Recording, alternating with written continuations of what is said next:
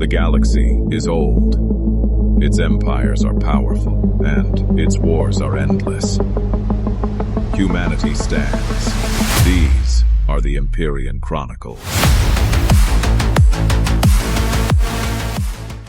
We call it childhood. The xenobiology seminar at the Aurelian Institute was supposed to be a quiet academic exercise. It was held in a small amphitheater on the third floor of the comparative physiology building, and it drew, on most weeks, perhaps 15 attendees. The Institute's xenobiology program was small.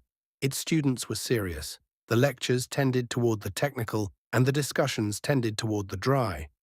On the day Dr. Naveen Patel was scheduled to speak, the amphitheater was full. This was unusual enough that the program coordinator stopped at the door and counted heads twice. 63 attendees. Standing room along the back wall, a cluster of faculty from the medical school in the front row. 2 senior researchers from the Concordat Survey Service who had flown in from off-world. The xenobiology program director, who almost never came to weekly seminars, sitting in the third row with his arms folded and his face unreadable. The reason was not Patel. Patel was not a famous researcher. He was a guest lecturer, on loan from Earth as part of the same kind of educational exchange that had placed Reeve at Vesh Corin and Holloway at Tarsis Vault. He had been at the Institute for 4 months. He had taught 2 prior seminars, both poorly attended, both received with the polite neutrality the faculty gave to most exchange lecturers. The reason was the title of today's seminar. It read, on the Institute's posted schedule, Developmental Stress Conditioning in Pre-Adolescent Humans, a survey of standard practices.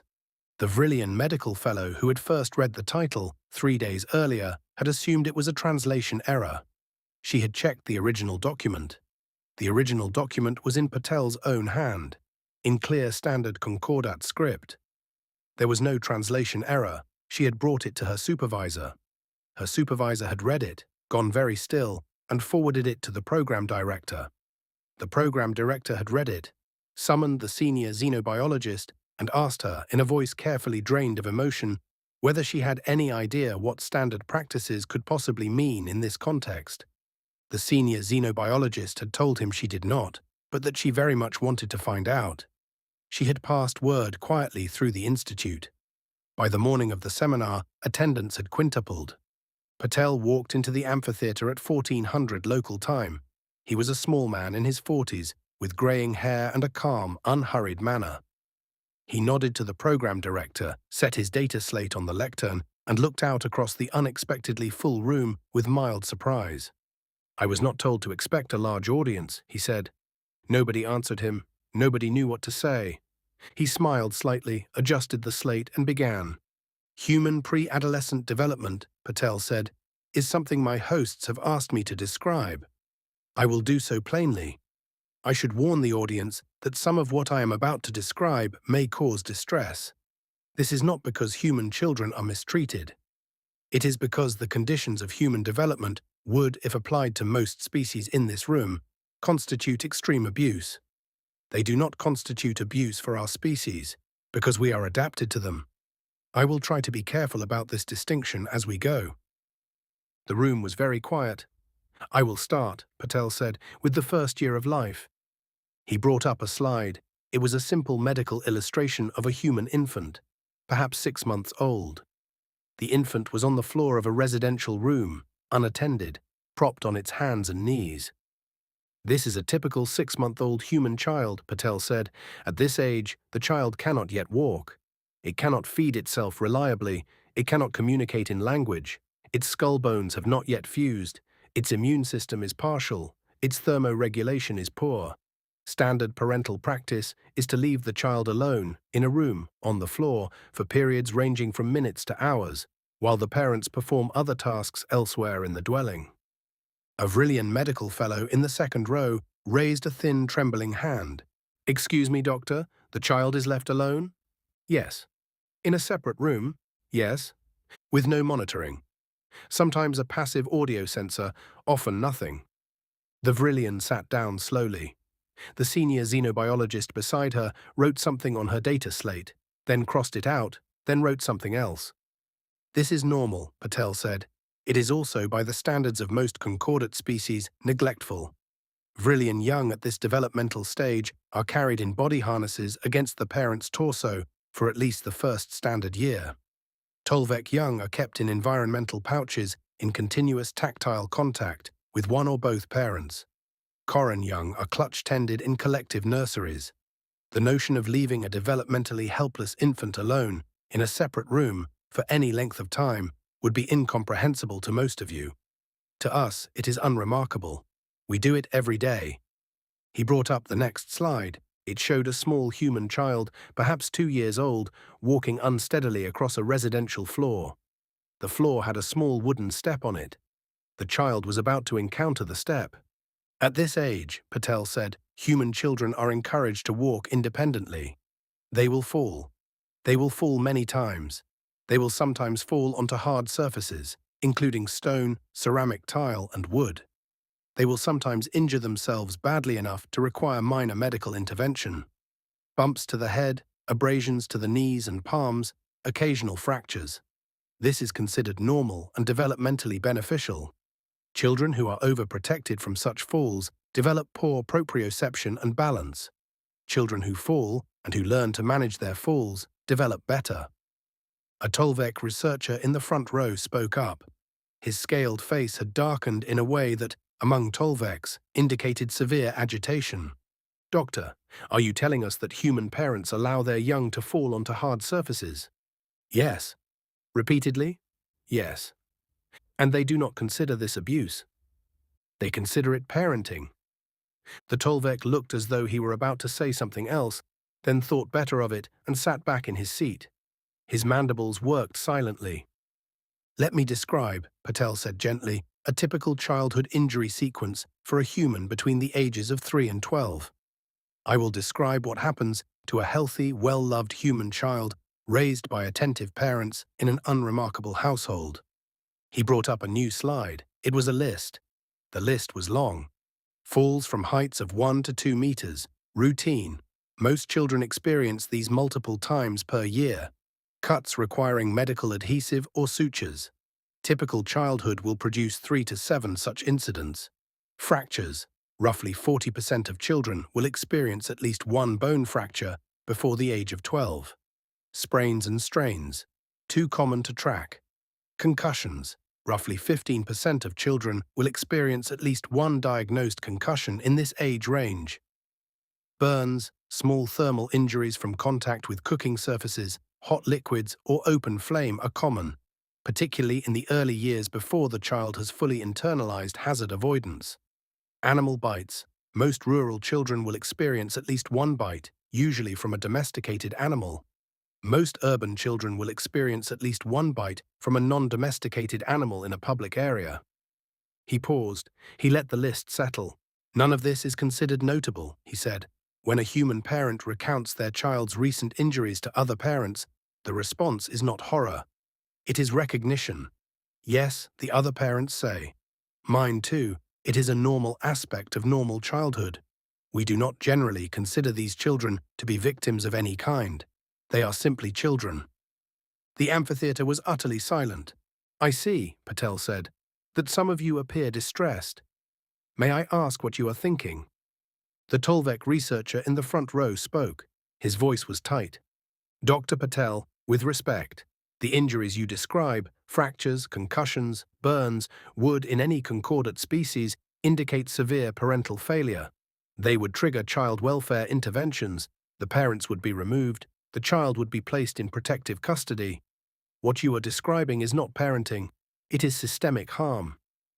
Patel nodded slowly, as if he had expected this exact response. "Yes," he said, "I am aware. I have read your child welfare statutes.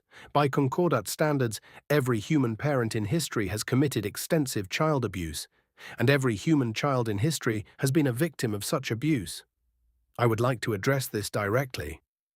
He leaned forward against the lectern. The Concordat species evolved on relatively benign worlds. Vrillian homeworld surface gravity, 0.7 standard. Tolvec homeworld, 0.8. Coron homeworld, 0.9. Earth, 1.0 standard. Humans evolved at higher gravity than every founding species in this room. Our skeletons are denser, our muscle attachments are stronger, our cartilage is more resilient. We are, in the physical sense, harder to break than your young. He paused. More importantly, we are expected to encounter physical hazard during development. The 40% of human children who fracture a bone before age 12 do so because they are climbing trees, riding bicycles, jumping from elevated surfaces, falling off recreational equipment, and engaging in unsupervised physical play with other children. These activities are not enforced upon them. They are chosen by the children, and the children are permitted to choose them. We do not consider risk-taking to be a defect of childhood. We consider it to be a function of childhood. The child is calibrating their body. The child is learning the limits of their physical envelope. The child is developing what we call resilience, which is a complex psychobiological adaptation that requires actual physical and emotional stress to develop properly. A Koran researcher spoke from the third row. His voice was quieter than the Tolvek's, more thoughtful. Dr. Patel, you are saying that human young require physical stress in order to develop normally. Yes, and that human young who do not experience such stress develop abnormally. Yes, we have a clinical description for it. We call them bubble children, children raised under conditions of excessive physical and emotional protection.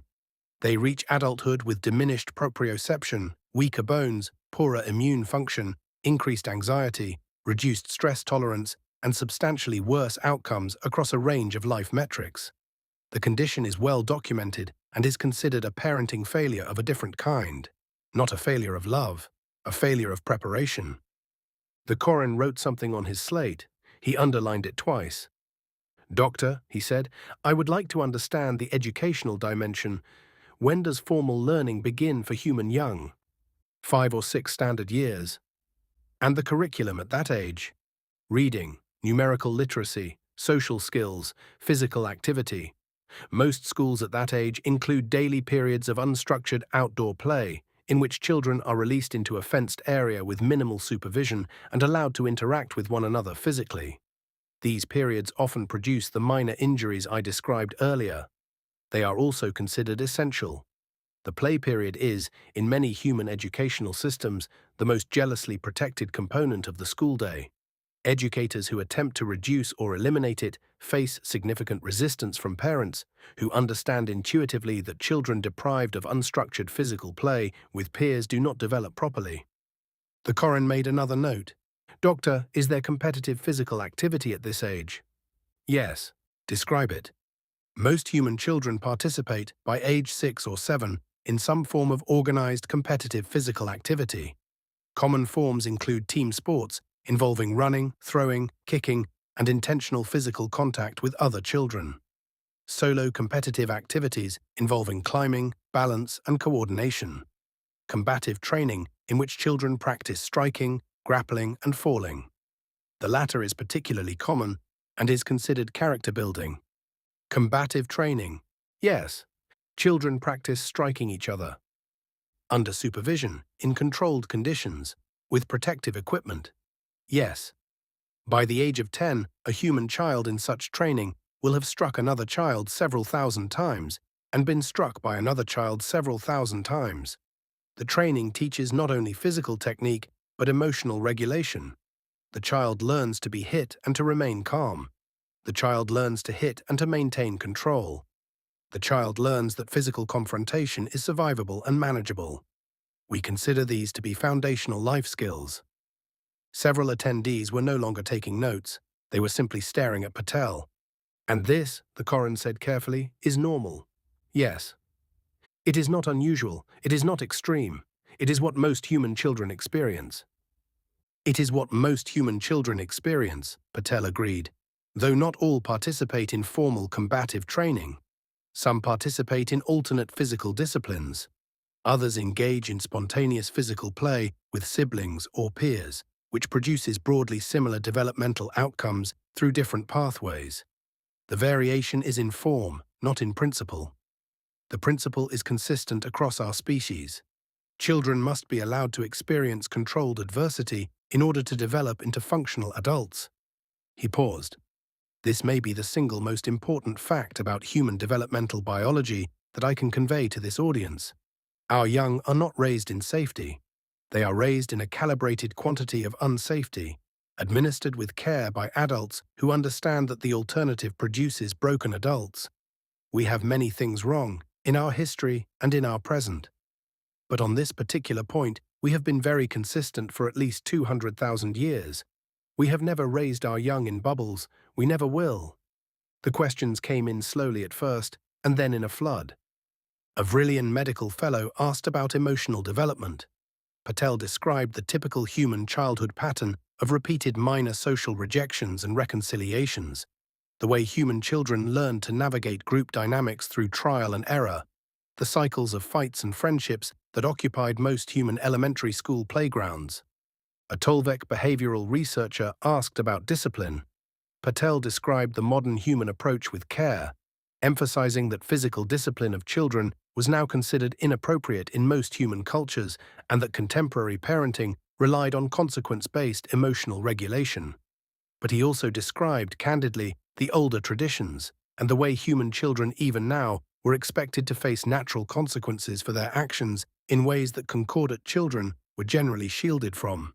A Koran xenobiologist asked about death, specifically about the human child's exposure to mortality. Patel went very still for a moment, then answered. Most human children, he said, encountered death by the age of 10. A pet, a grandparent, a small wild animal, a character in a story whose death affected them deeply. Human cultures considered this exposure necessary. A child who reached adolescence without having grappled with the fact of mortality was, in human understanding, unprepared for adulthood. Concordat species generally shielded their young from the fact of death entirely until the post-adolescent transition. This, Patel said gently, was one of the reasons why Concordat soldiers in their first combat tour experienced such high rates of psychological breakdown. Their first encounter with death was as an adult, in extremity. A human soldier had typically been processing mortality for 15 years by the time they put on a uniform. The Koran made another note.